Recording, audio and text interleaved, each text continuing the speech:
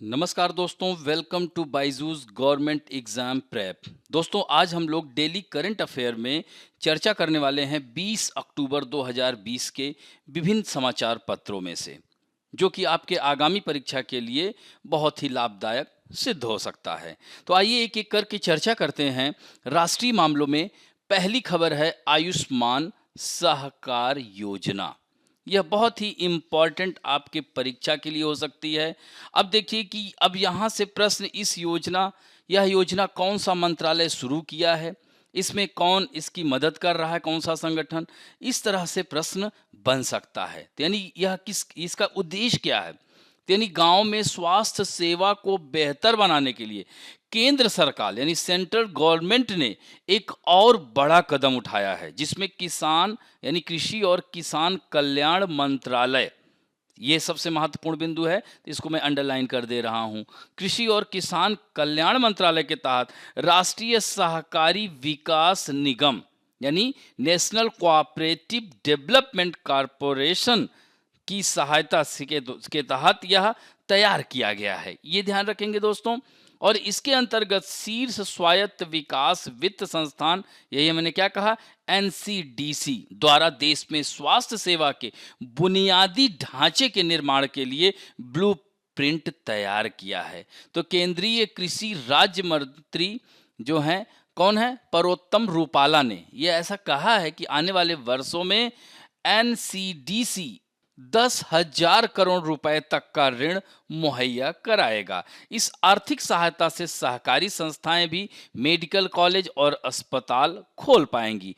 केंद्र द्वारा किए जाने वाले किसान कल्याण क्रियाकलापों को मजबूत करने की दिशा में यह योजना सहायक होगी। तो आयुष्मान सहकार योजना ग्रामीण क्षेत्रों में स्वास्थ्य सेवा पहुंचाने के तरीकों में क्रांतिकारी बदलाव लाएगी। अब एनसीडीसी, इसके एमडी कौन है, तो संदीप कुमार नायक हैं। उन्होंने ऐसा बताया कि देश में करीब 52 के करीब अस्पताल सहकारी समितियां चला रही हैं। कौन चला रही हैं, ये कॉरपोरेशन सहकारी समितियां इसे चला रही हैं, और जहां बिस्तरों की संख्या 5,000 से अधिक है। तो एनसीडीसी निधि सहकारिताओं द्वारा स्वास्थ्य देखभाल सेवा के प्रावधान को मजबूती प्रदान करेगा। तो एनसीडीसी की योजना राष्ट्रीय स्वास्थ्य नीति 2017 पर ध्यान केंद्रित करने के साथ ही अपने सभी आयामों में स्वास्थ्य प्रणालियों को आकार देने के उद्देश्य से स्वास्थ्य में निवेश, स्वास्थ्य सेवाओं के संगठन, नर्सिंग शिक्षा, पैरामेडिकल शिक्षा, स्वास्थ्य बीमा, यह सब आयुष के साथ व्यापक रूप से जुड़े हुए हैं। तो ध्यान रखेंगे दोस्तों, ये बहुत ही महत्वपूर्ण है। अब इसमें पॉइंट यहाँ पर देख सकते हैं कि दे रहा है कि यह योजना दिन प्रतिदिन के संचालन के लिए आवश्यक कार्यशील पूंजी तथा मार्जिन मनी प्रदान करती है, और यह योजना महिला बहुमत वाली सहकारिताओं को 1% आर्थिक सहायता प्रदान करेगी। यह वाला पॉइंट ध्यान रखिएगा। दूसरा पॉइंट मैंने इसमें बता ही दिया है, तीसरा पॉइंट भी इसे याद रखेंगे। अब बढ़ते हैं next, countries first multi modal logistic park. तो यहां पर देखिए MMLP, ध्यान रखेंगे कहां पर, इन आसाम। पहला ही प्रश्न यहीं से शुरू हो जाएगा कि भारत का पहला MMLP मॉडल जो लॉजिस्टिक पार्क है वह कहां स्थापित या कहां बनाया गया है। तो यह जगह का नाम है Jogighopa. Multi modal logistic park परियोजना देश भर में कार्यान्वयन के लिए पहचानी जाने वाली 35 यानी 35 MMLP परियोजनाओं में से यह पहली है।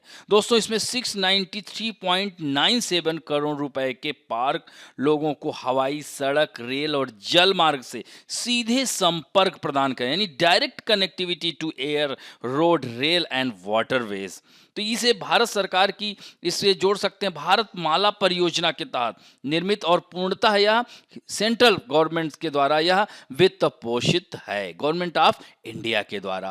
तो दोस्तों, कंट्रीज फर्स्ट जो मल्टी मॉडल लॉजिस्टिक पार्क है, इसको थोड़ा सा मानचित्र में आइए देखते हैं, बहुत आसान हो जाएगा। ये देख रहे हैं असम है, ये गुवाहाटी है, इधर नागालैंड, अरुणाचल प्रदेश, ये तो आपको मैं कई बार होता है। यहाँ पर है जोगी घोपा, ये देख रहे हैं ना, रेड रेड बना हुआ है, तो इससे आसान हो जाएगा आपको याद करने में। तो ये पॉइंट्स हैं, इनको ध्यान रखिएगा। तो MMLP जोगी घोपा को पूर्वी पश्चिमी गलियारे से, यानी ईस्ट और वेस्ट गलियारा, अब कहोगे ये जो कॉरिडोर जो है पूर्वी पश्चिमी उत्तरी दक्षिणी, यानी ईस्ट और वेस्ट पोरबंदर से सिलचर तक जाता है कि नहीं, ये भी पूछ लेता है अक्सर। तो सिलचर कहाँ है? आसाम में है।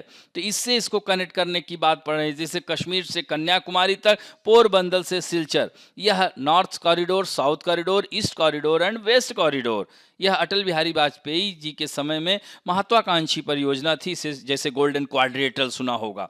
तो इसके तहत इसको जोड़ने की बात की गई है। यह आसियान और बीबीएन, अब ASEAN association of south east Asia nation, BBN मतलब Bharat, Bhutan, Bangladesh, Nepal countries and gradually reach out to the world market. तो यानी कि 80 करोड़ मजबूत बाजार की क्षमता का दोहन करने के लिए इसको जोड़ा जाएगा। अगला है नेक्स्ट, अब यहाँ पर मानचित्र में आप लोग देख ही लिए। नेक्स्ट है CSIR IHBT makes history by introducing asafoetida, यानी इसको क्या कहते हैं? हींग। दोस्तों, आप लोग के हर घर के किचन में बिना हींग के संभव नहीं है। और दोस्तों, बहुत ही एक रोचक बात आपको मैं बताना चाहता हूं कि हम लोग ये जो हींग खाते हैं कितनी मतलब लाभदायक होती है हमारे स्वास्थ्य को लेकर के भी। और दोस्तों, बहुत ही महत्वपूर्ण फैक्ट है कि हमारे भारत में उगाई ही नहीं जाती, इसका हम लोग आयात करते हैं। 1200 टन कच्ची हींग का हम आयात करते हैं। सोचिए, भारत जैसे विशाल देश में कोई ऐसा किचन नहीं होगा देश का जिसमें हींग का इस्तेमाल नहीं होता होगा, लेकिन हींग भारत में उगाई ही नहीं जाती। अब तक जितनी भी हींग हम लोग इस्तेमाल करते हैं उसको विदेशों से आयात करते हैं। दोस्तों, यहां पर आप देख सकते हैं कि भारत में पूरी दुनिया का 40% हींग का हम लोग खपत है। यानी हम लोग कहां से? ईरान है, यहां पर देख रहे हैं ना, ईरान, उज्बेकिस्तान, अफगानिस्तान, इन क्षेत्रों से यह मंगाते हैं। तो पेट दर्द जैसी समस्याओं में भी, गैस, इन सब में भी यह बहुत मदद करती है हींग। तो इसका जो है, तो अब तक देश में हींग उगाई जाए, अब पहली बार उगाई जाएगी, वो भी कहाँ? लाहौल घाटी। तो कहाँ है? हिमाचल प्रदेश में। और दोस्तों, इसके लिए उपयुक्त दशा है। भारतीय हिमालयी क्षेत्र के ठंडे रेगिस्तानी इलाके हींग की खेती के लिए उपयुक्त हैं। तो CSIR और institute of Himalayan bio resource technology, इसको क्या कहते हैं? IHBT। ये भी ध्यान रखिएगा, कभी कभी फुल फॉर्म आ जाता है। तो क्या कहेंगे इसको? Institute of Himalayan bio resource technology Palampur ने पहली बार देश में हींग उगाने का काम शुरू किया है। किसने किसने? CSIR और institute of Himalayan bio resource technology. तो CSIR के director DG doctor Shekhar Mande कहते हैं कि हींग उगाने के लिए 2016 से ही रिसर्च किया जा रहा है। हींग सिर्फ लद्दाख और लाहौल स्पीति जैसे ठंडी जगहों पर पैदा होती है, इसके साथ कुछ और भी भौगोलिक परिस्थितियों का ध्यान रखना होता है। अब तक वैसे हम लोग कहाँ से? इन देशों से आयात करते हैं। तो यानी भारत पूरी दुनिया का 40% सोचिए, और हम लोग उगाते ही नहीं हैं। तो यह काफ़ी महत्वपूर्ण कह सकते हैं। अब भारत में उगाने के लिए करीब 5 हेक्टेयर जमीन पर कोशिश चल रही है, और देखते हैं। तो यह ध्यान रखिएगा, बहुत ही रोचक कह सकते हैं था। अगला है अंतर्राष्ट्रीय मामलों में मालाबार एक्सरसाइज। दोस्तों, आप लोग देख रहे हैं कि लगातार भारत के पड़ोसी देशों से जो चल रहा है इस समय तनातनी, ऐसे में भारत, मैंने क्या कहा, शांति से बैठा नहीं है। वह अपनी रक्षा पंक्ति को लगातार मजबूत किए जा रहा है और विश्व के विकसित देशों के साथ संबंधों को और प्रगाढ़ कर रहा है। तो जैसे क्वाड सुना होगा दोस्तों, तो क्वाड में कौन कौन से देश? ऐसे ही प्रश्न आ जाएगा कि क्वाड क्या है। तो यानी क्वाड्रिलेटरल सिक्योरिटी डायलॉग कहते हैं इसको। तो भारत हिस्सा है, भारत, ऑस्ट्रेलिया, जापान और यूनाइटेड स्टेट ऑफ अमेरिका। तो पूर्वी लद्दाख में चीन से जारी सैन्य तनातनी के बीच भारत ने बहुचर्चित नौसैन्य अभ्यास मालाबार 2020 में ऑस्ट्रेलिया को भी शामिल करने का, यानी 13 वर्ष बाद यह आया है। क्योंकि 2007 में शामिल हुआ था, ये कब से शुरू हुआ है? 1992 से, ध्यान रखिएगा। तो 2007 में शामिल किया हुआ था ऑस्ट्रेलिया, लेकिन चीन ने मना कर दिया था, जिसकी वजह से ये दूर रहा। लेकिन अब कोरोना नामक महामारी की वजह से चीन की कह सकते हैं ना वैश्विक स्तर पर जो ख्याति है वो कमजोर हो रही है। और पड़ोसी देश चूंकि साउथ चाइना सी में इतना ज्यादा डिस्टरबेंस पैदा कर रखा है, विश्व के सभी देशों को परेशान करने का कार्य कर रखा है, तो ऐसे में ऑस्ट्रेलिया ने इस बार इसकी बात को अनदेखी करते हुए मालाबार एक्सरसाइज में पार्टिसिपेट करने का निर्णय लिया है दोस्तों। तो यह रणनीतिक और सामरिक साझेदारी के नए दौर का साफ संकेत है। चाइना को अभी भी संभल जाना चाहिए। पहली बार चारों देशों की नौसेनाएं एक साथ, जैसे क्वाड के चारों देश भारत, अमेरिका, जापान और ऑस्ट्रेलिया, नौसेना एक साथ युद्धाभ्यास करेगी दोस्तों। इसमें अक्टूबर के पहले हफ्ते में ही क्वाड देशों के विदेश मंत्रियों की बैठक में ऑस्ट्रेलिया को मालाबार अभ्यास में शामिल करने पर चर्चा हुई थी, लेकिन चीन ने इस पर ऐतराज भी जताया था। लेकिन क्वाड देशों की एकजुटता से ड्रैगन परेशान हो गया है, ड्रैगन तड़फड़ा रहा है, इसलिए ऑस्ट्रेलिया की नौसेना को मालाबार अभ्यास में बुलाया जा रहा है और यह एकदम तिलमिला उठा है। और अमेरिका का उत्साह तो देखने को बनता, चूंकि अमेरिका लगातार चीन के पीछे लगा हुआ है। तो भारत की घोषणा के सामरिक कूटनीतिक महत्व को इस बात से समझा जा सकता है कि अमेरिका नौसेना भी इसके प्रति उत्साह दिखाया है। दोस्तों, मालाबार अभ्यास मैंने बताया कि 2007 में हुआ था। सहयोग बढ़ाना चाह रहा है भारत, तो रक्षा मंत्रालय समुद्री क्षेत्र के, तो इसमें जो है पॉइंट्स यहाँ देखिए मैंने दे दिया है 13 वर्ष पहले। और इसमें देख रहे हैं कुल 4 देश हैं क्वाड में, ये फैक्ट है, इनको याद रखिएगा आप लोग। ये सीधे पूछ लेगा क्वाड में कौन नहीं है। अगला है देखिए, मालाबार सैनिक अभ्यास की शुरुआत 1992 में हुई थी। फिर जापान कब जुड़ा था? 2015 में जुड़ा था। और अब देख रहे हैं कि 2018 में कहाँ हुआ था और 2019 में कहाँ हुआ था। तो फिलीपींस के समुद्री इलाके गुआम तट पर, और 2019 में जापान के समुद्री इलाके में हुआ था। और दोस्तों, इस बार का कहाँ हो रहा है? यह 2 चरणों में होने वाला है मालाबार अभ्यास, बंगाल की खाड़ी और अरब सागर। इसको अभ्यास देखिएगा हाँ यहाँ पर। तो यह जो है यह देख सकते हैं हिस्सा, तो यह महत्वपूर्ण हो जाता है। इसमें कई सारे फैक्ट निकल करके आएंगे। अब बात करते हैं, जैसे पूछ लेगा कि मालाबार जो अभ्यास है सबसे पहले किन 2 देशों के बीच शुरू हुआ था? तो भारत और अमेरिका के। फिर बाद में 2007 में कौन जुड़ा? ऑस्ट्रेलिया आया था, लेकिन चीन ने मना कर दिया। फिर जापान 2015 में जुड़ा और फिर से जो है ऑस्ट्रेलिया 2020 में भाग ले रहा है। याद हो जाएगा दोस्तों। आगे चलते हैं, एशिया पावर इंडेक्स 2020 आ गया है। या Sydney based Lowy Institute has release a list of 26 countries and region in 2020 Asia power index, यानी एशिया पावर इंडेक्स 2020 का। ध्यान रखेंगे दोस्तों, सिडनी स्थित लावी इंस्टीट्यूट ने यह जारी किया है। कितने देशों का? 26 देशों का। देखिए यहाँ पे टॉप 10 में, समाचार पत्र से ही हमने निकाला है, तो पहले नंबर पे अमेरिका है, लेकिन यह अपनी प्रतिष्ठा खो रहा है धीरे धीरे। अगर बात की जाए तो इसमें यहाँ पर आप देख सकते हैं कि एशिया पावर इंडेक्स में, यानी सूचकांक में भारत का स्थान कौन सा है? देख रहे हैं ना, 4था स्थान है। और भारत, ख्याति भारत की बढ़ रही है। अगर ऊपर के देशों की देखा जाए तो चीन और अमेरिका के बहुत अच्छे हालात नहीं हैं। एशिया प्रशांत क्षेत्र को प्रभावित करने वाला सबसे शक्तिशाली देश अमेरिका अभी भी है, लेकिन अमेरिका ने क्षेत्र में अपने जो पहले स्थान को जो बचा लिया है, लेकिन 2 साल पहले 10 अंकों की बढ़ोतरी आधी घटकर मतलब आधी हो गई है। तो इसके पीछे कारण क्या है? तो अमेरिका की घटती साख का कारण है कि कोरोना नामक महामारी में देखे थे ना, ट्रंप साहब उल्टे सीधे बयान दे रहे थे, इतने लोग मतलब ठीक से उन्होंने मैनेज नहीं कर पाए ठीक से।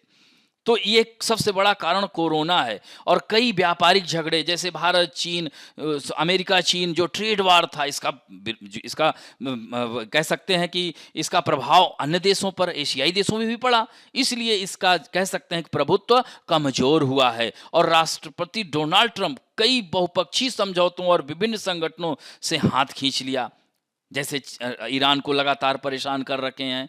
इसी तरह से चीन के कूटनीतिक दबदबे में भी कमी आई है। चीन लगातार तीसरे साल दूसरे स्थान पर तो है, लेकिन कोरोना संक्रमण की महामारी का इसके ऊपर आरोप लग रहा है कि इसने इस महामारी को दबाया, स्प्रेड होने में पूरी मदद की, चारों ओर फैलाया, जिसकी वजह से एशिया में इसका नाम खराब हो रहा है। कूटनीतिक दबदबा कमजोर हुआ है। उसी की तो परिणति अभी मैं पिछली न्यूज क्या बताया कि ऑस्ट्रेलिया मालाबार एक्सरसाइज में भाग ले रहा है, अब चीन की बात नहीं सुन रहा है। तो ये ध्यान रखेंगे दोस्तों। लेकिन हमारा भारत चीन से रक्षा नेटवर्क में 21 हो रहा है। भारत ने साल भर में अपनी आर्थिक क्षमता में वृद्धि कर ली है, यानी जापान के बाद भारत की स्थिति क्या है, चौथा देश है।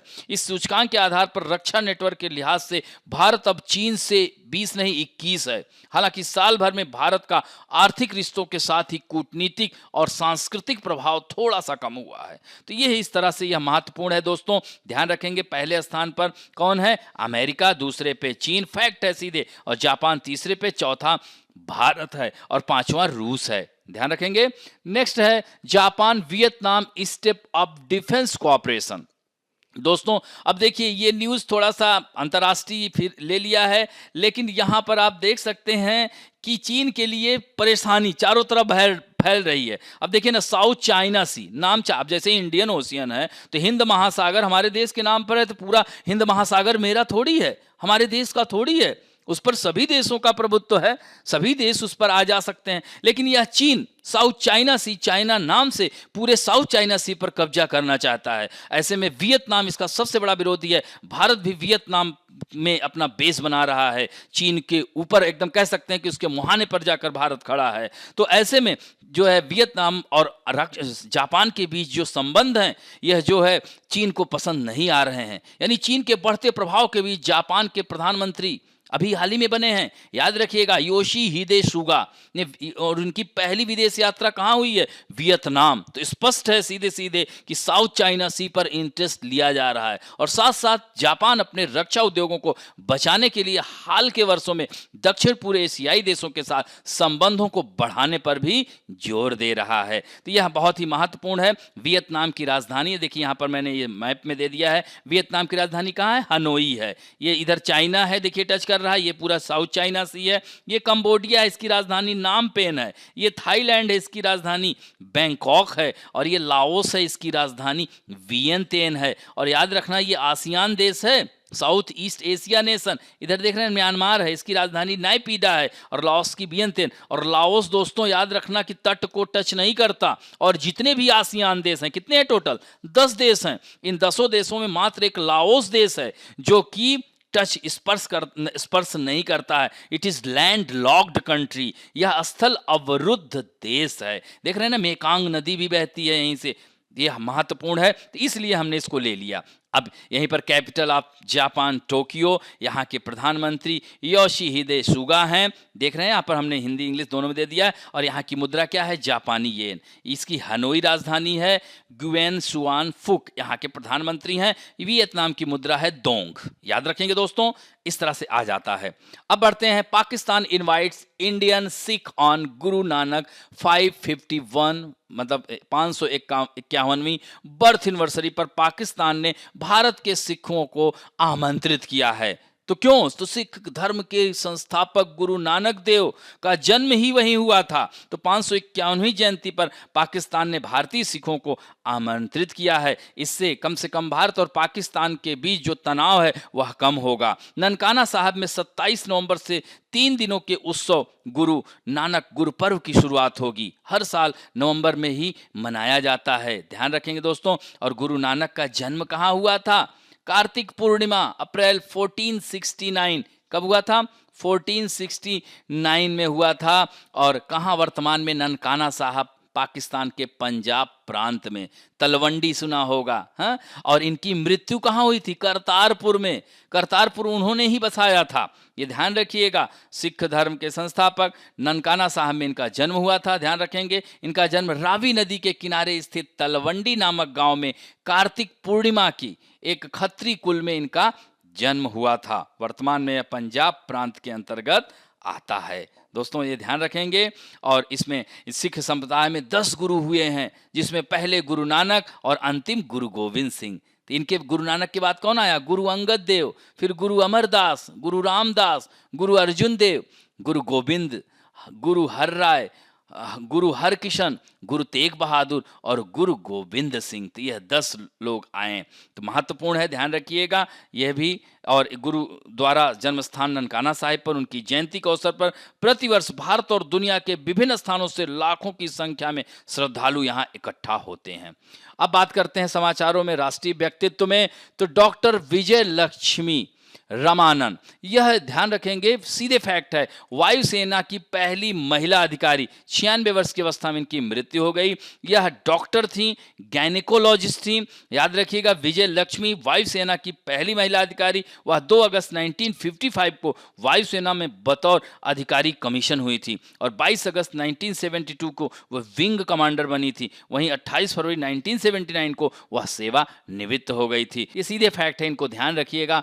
अब बढ़ते हैं बैंकिंग एवं वित्त संबंधी समाचारों में। Nokia will establish first 4G network on moon. यहां पर हम लोग देश में ही 4G 5G नेटवर्क लाने की बात कर रहे हैं। यहां पर जो है मून पर, चंद्रमा पर 4G नेटवर्क की बात की जा रही है। तो 4G नेटवर्क यह बहुत ही महत्वपूर्ण, यानी नोकिया को किसने कॉन्ट्रैक्ट दिया है? नासा ने दिया है। किसने दिया है?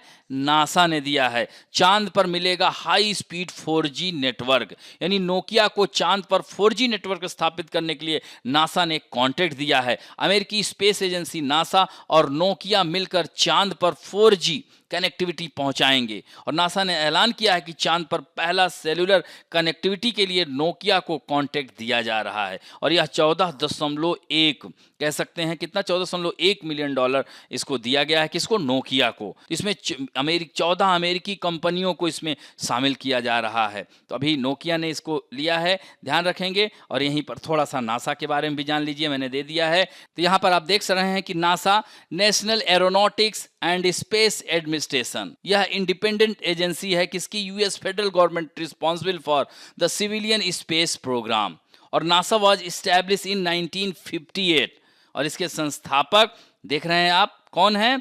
आइजनहावर हैं। और इसका हेडक्वार्टर कहाँ है? वाशिंगटन डीसी में है। इसी तरह से दोस्तों नोकिया कंपनी ये कहाँ की है? तो फिनलैंड की है। ये ध्यान रखिएगा दोस्तों, यह फिनलैंड की। और यह जो नोकिया कॉरपोरेशन है, नोकिया की स्थापना यह ध्यान रखेंगे कि 12 मई 1865 में हुई थी, 1865 में हुई थी। यह फैक्ट है, इसे ध्यान रखेंगे।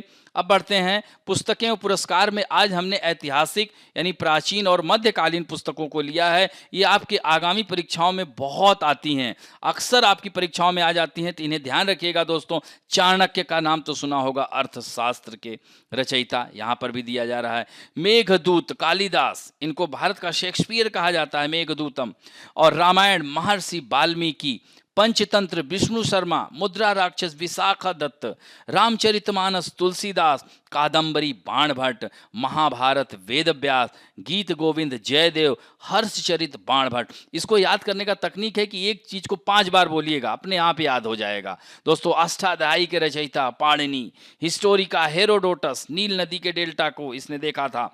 श्रीमद् भागवत गीता वेदव्यास, पद्मावती मालिक मोहम्मद जैसी, शाहनामा फिरदौसी, हुमायूंनामा गुलबदन बेगम, महाभाष्य पतंजलि, इंडिगा मैगस्थनीज, चरक संहिता चरक और रजत रंगिणी कल्हड़, इसमें कश्मीर का इतिहास की चर्चा की गई है। तो दोस्तों ऐसे ही 10-10 किताबों को याद करेंगे और यह कहीं ना कहीं आपकी परीक्षाओं में आई हैं, तो ये बहुत ही महत्वपूर्ण है।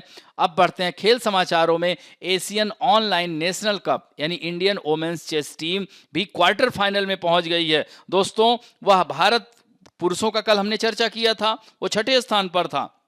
यहां पर शीर्ष वरीयता प्राप्त भारतीय शतरंज टीम ने 3 जीत के साथ प्रारंभिक चरण में पहले स्थान पर एशियाई ऑनलाइन नेशन कप चैंपियनशिप के क्वार्टर फाइनल में। और भारत के अंक कितने हैं? 16 अंक हैं। और इस तरह से दूसरे स्थान पर फिलीपींस और ईरान 13-13 फैक्ट है, याद रखिएगा। और भारत क्वार्टर फाइनल में किससे भिड़ंत होगी?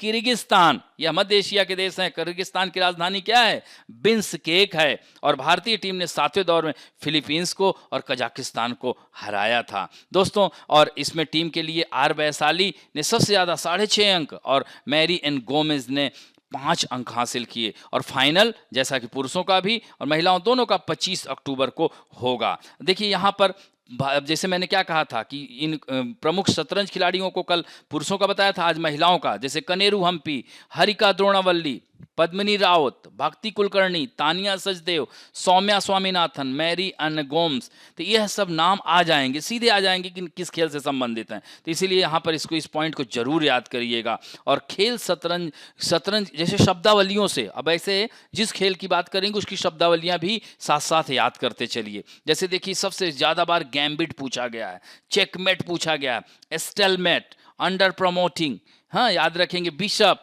कैप्चर, ये कैसलिंग खूब बार पूछा गया है, तो इसको जरूर याद रखिएगा। अब बढ़ते हैं next, let us talk about some important facts में आज हम बात करेंगे जीव विज्ञान की प्रमुख शाखाएं। यहां से भी आप लोगों के एग्जाम में अक्सर प्रश्न आ जाता है, तो ध्यान रखेंगे दोस्तों। माइक्रोबायोलॉजी, अति सूक्ष्म जीवों का अध्ययन, यानी study of micro organism. Neurology, तंत्रिका तंत्र, नर्वस सिस्टम का अध्ययन किया जाता है। ऑस्टियोलॉजी, कंकाल तंत्र, स्केलेटन सिस्टम। और ओडोंटो, दांत, डेंटल साइंस स्टडी। और यहाँ पर ऑर्गेनोलॉजी, अंग विज्ञान, हमारे बॉडी के जो ऑर्गन्स हैं। ऑर्निथोलॉजी, पक्षियों का अध्ययन किया जाता है। ऑफियोलॉजी, सांपों के अध्ययन को ऑफियोलॉजी कहा जाता है। इसी तरह से एंटमोमोलॉजी, हाँ एंटमोलॉजी क्या होता है, स्टडी ऑफ इंसेक्ट्स, कीटों का अध्ययन। जेनेटिक्स, फादर ऑफ जेनेटिक्स कल बताया था, ग्रेगर जॉन मेंडल। तो genetics, study of genetic states of organism and their inheritance. Toxicology, study of toxic substance, यानी जंतुओं के विषैले पदार्थों और शरीर पर इनके प्रभावों का अध्ययन। Dendrology, study of trees and shrubs. Palaeobotany, study of plant fossils, यानी जैसे जीवाश्म तो जंतु जीवाश्म, वनस्पति जीवाश्म, तो पादप जीवाश्मों का अध्ययन किया जाता है। पेडोलॉजी, सॉइल, मृदा का अध्ययन किया जाता है। Phycology, algae. और पोमोलॉजी, फ्रूट्स का अध्ययन किया जाता है। तो याद हो जाएगा दोस्तों। आज के अंतिम पड़ाव में बात करते हैं अभ्यास प्रश्न की, जिसमें हम लोग चर्चा करते हैं नामों की। वही नाम बार बार आते हैं, सारा आनंद, मयूर इंगाले, ज्ञान रंजन साहू, सारा आनंद। ये लोग लगातार, मैं देख रहा हूं कि लगातार ये लोग उत्तर दे रहे हैं। चिराग गुप्ता, ये सब बहुत जल्दी दिए हैं, एस के। और इसी तरह से जो है बेंटेन, केशु चौरसिया, प्रमोद कुमार, हालांकि ये लेट दिए हैं, लेकिन बहुत सारे लोगों ने, आज बहुत अच्छा लगा, काफ़ी लोगों ने दिया है। संतोष जी ने, संतोष कुशवाहा जी भी लगातार देख रहे हैं और आंसर दे रहे हैं।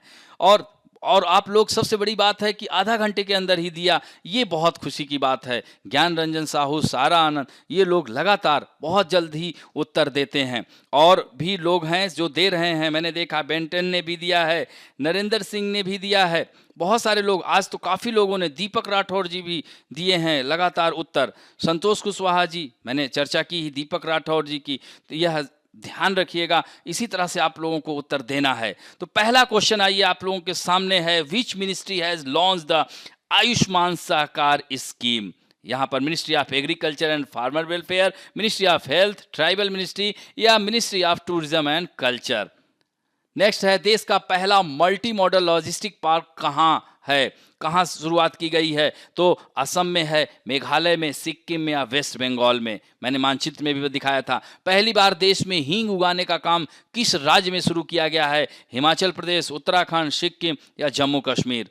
नेक्स्ट है, मालाबार युद्धाभ्यास में भारत, अमेरिका और जापान की नौसेनाओं के साथ किस देश की नौसेना हिस्सा लेने जा रही है? बताया था ना, 13 वर्ष बाद लेने जा रही है। वह कौन है? ऑस्ट्रेलिया। इसको ठीक कर लीजिए, ऑस्ट्रेलिया, वियतनाम, इंडोनेशिया, या फिलीपींस। ठीक है, यह युद्धाभ्यास है, ध्यान रखेंगे।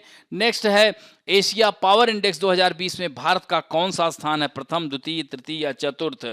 तो अमेरिका, जापान, चीन, भारत, यह प्रथम 4 हैं, इसमें आपको बताना है उत्तर। नेक्स्ट है, वियतनाम की राजधानी क्या है? वियंतियन, हनोई, जकार्ता, बैंकॉक। अब इसमें देखिए, थाईलैंड, इंडोनेशिया, वियतनाम और लाओस की राजधानी अब आपको बताना है, ध्यान रखेंगे। नेक्स्ट है, सिख धर्म के संस्थापक गुरु नानक देव का जन्म कहाँ हुआ था? ननकाना साहब, नांदेड़, अमृतसर, या पटना। इन चारों में उत्तर देना है। नेक्स्ट है, चांद पर 4G नेटवर्क स्थापित करने के लिए नासा ने किस कंपनी को कॉन्ट्रैक्ट दिया है? नोकिया, सैमसंग, वीवो, या आसूस। इसी में आपको बताना है।